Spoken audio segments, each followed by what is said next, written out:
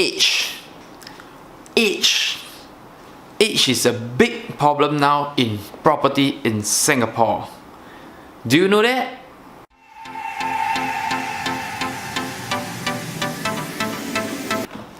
Okay, so why is age a big problem? So this age thing is getting really so big, so complicated in Singapore, and the person that get affected the most are the HDB owners. HDB is on 99 years.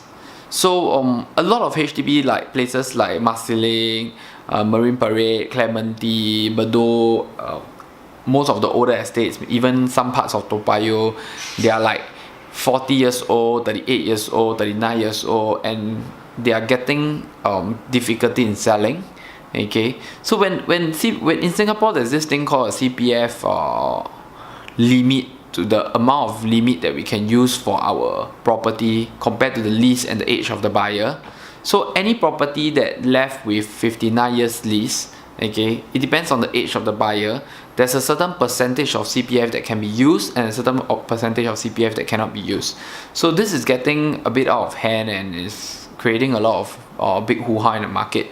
We can see that older properties, their prices are dropping and they are really hard to sell now. I think in our olden days we have like BTOs that are cheaper than our resale flat, but things seems to start to tilt a bit. Now the BTO flats, because they are very new, they start from like 0 years compared to our resale flat. So you can see that our BTO flats are actually a bit higher, prices are a bit higher than the resale flat now. So is this going to be a big problem in Singapore? My thought of it is definitely yes. This is something that I think it happens to other products, even like cars and everything. When the age catch up, the property price will drop. So the older the property, the price will actually drop. In the private property market, there's a bit of advantage over this just because there's an en bloc potential.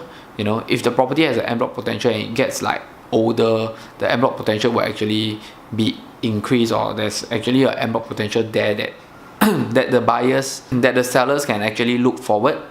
But for HDB, the en bloc is actually done by the government, and we can see that actually in this last few years there's not much en bloc, and the government is not really motivated to push for en bloc. They are more motivated to build the new BTO flats. So this is something that you guys can look into. I don't think there will be ever a chance that the old property prices will shoot up again. We just have to accept the fact that HDB is really for stay and really for, it's public housing, it's subsidized housing. We use it for own stay.